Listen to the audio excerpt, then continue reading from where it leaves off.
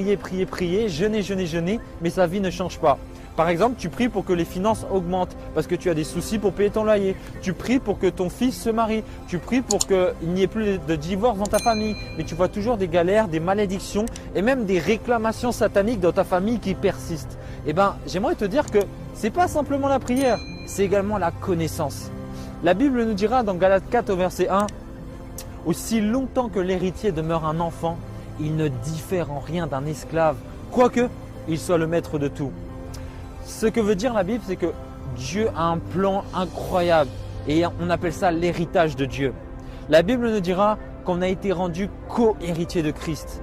Ce qui veut dire que toute la nature de Dieu, la paix de Dieu, le plan de Dieu, l'approbation du Père, la paix dans ton cœur, la guérison, le salut est aujourd'hui gratuit et tu peux l'avoir en Jésus-Christ sans n'avoir rien à payer. Mais le souci, c'est que la Bible dit que l'héritage n'est pas confié à un enfant, mais à un fils. Parce que la Bible dira, aussi longtemps que l'héritier demeure un enfant, ça ne change rien par rapport à un esclave. Il est comme un esclave. Il faut qu'il grandisse. Un exemple. Admettons, je suis face à mon fils. Admettons, je n'ai pas d'enfant, hein, pas encore, mais admettons, je suis face à mon fils. Et mon fils me dit, papa, je veux une crêpe. Je vais dire, bah tiens, je t'offre une crêpe au Nutella. Je vais aller payer une crêpe juste derrière. Vous voyez là, il y a des crêpes. Et si je lui donne 10 €, il ne va pas savoir qu'avec les 10 €, il peut s'acheter une crêpe. Du coup, lui, il va insister, non, je veux la crêpe, je veux la crêpe. Du coup, il ne comprendra pas que ce que je veux lui donner, c'est mieux qu'une crêpe parce qu'avec 10 €, il peut s'en acheter 2 ou 3. Et en fait, c'est ça. Dieu ne nous confie pas certaines choses parce qu'il sait qu'on va les gaspiller ou même pas comprendre. Les armes que Dieu va nous donner sont tellement puissantes, mais il veut les confier à des personnes qui ont les épaules pour les porter. Et les épaules, c'est la connaissance. Il faut que tu puisses connaître ton adversaire au travers de la Bible.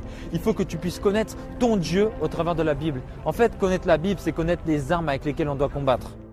La deuxième chose que j'aimerais dire, c'est pourquoi lire la Bible ? Tout simplement pour rentrer dans le plan de Dieu et arrêter d'échouer. Combien de fois tu as pris des décisions où tu as regretté en fait tes décisions ?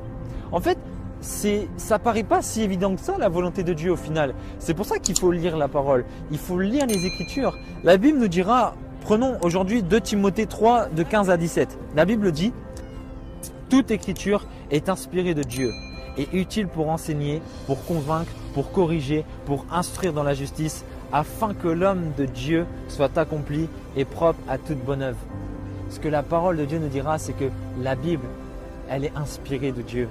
Et tout ce qui est écrit est utile. C'est ce que nous dit la Bible. Tu vois, il y a des conseils des fois, des amis. Ouais, moi je te conseille de faire ça. Commence à investir dans le Bitcoin.